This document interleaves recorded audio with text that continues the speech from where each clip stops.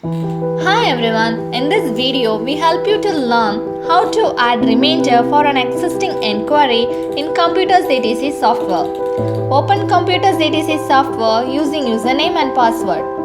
In Computersatc dashboard, you will see enquiries on the left side menu. Click Enquiry. Then click on Enquiries.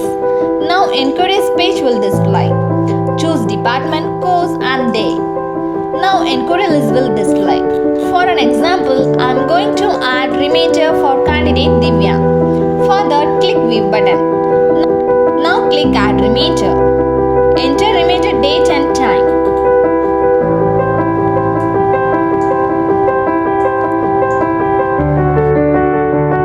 Then click Save button.